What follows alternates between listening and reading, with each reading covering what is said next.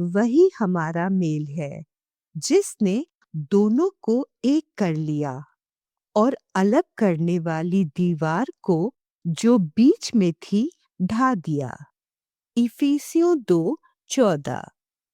प्रिय मित्रों, आज संसार में अत्यधिक विभाजन देखने को मिल रहा है। हर मुद्दे पर, हर बात पर लोग विभाजित हैं। ऐसे समय में प्रभु यीशु के अनुयायियों का ये फर्ज है कि लोगों के बीच एकता लाएं।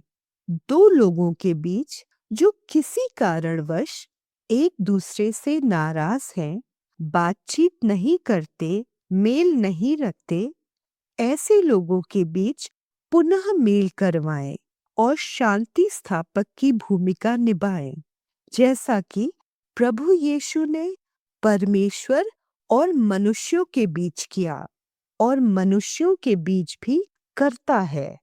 जब हम अपने समक्ष किन्हीं ऐसे व्यक्तियों को देखते हैं जो पहले एक दूसरे के परिचित थे या मित्र थे, पर किसी वजह से एक दूसरे से दूर हो गए हैं, उनके बीच मनमुटाव हो गया है, तो प्रभु यीशु के हर अनुयायी को अवश्य ही ऐसे व्यक्तियों के बीच पुनः मेल मिलाप करवाने का पूर्ण प्रयास करना चाहिए।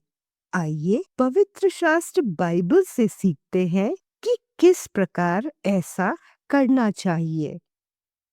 फिलेमोन 1:10-21।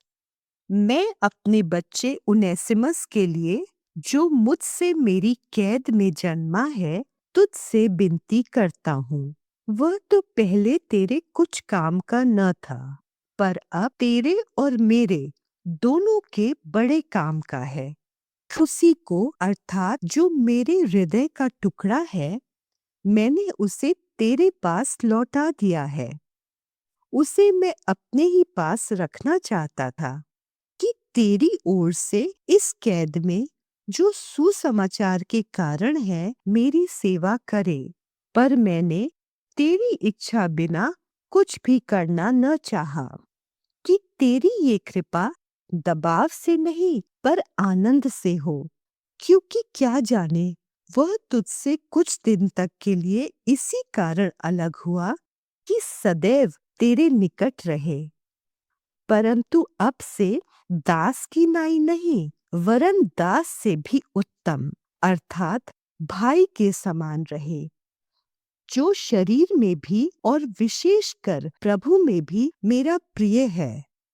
सो यदि मुझे सहभागी समझता है, तो उसे इस प्रकार ग्रहण कर जैसा मुझे, और यदि उसने तेरी कुछ हानि की है या उस पर तेरा कुछ आता है, तो मेरे नाम पर लिख दे।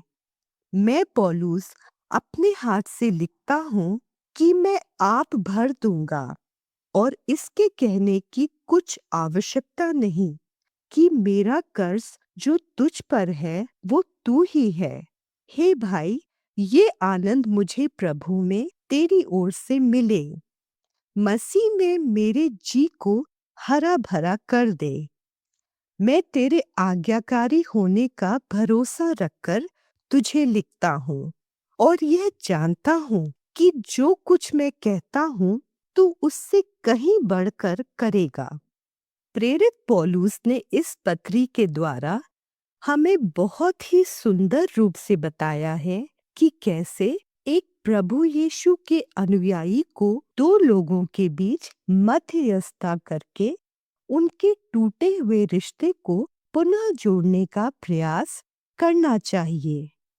मित्रों, हम जहाँ कहीं भी हों, हमें सदैव अपने समुदाय में प्रभु यीशु के समान एक शांति स्थापक, उसका शांति दूत बनकर रहना चाहिए।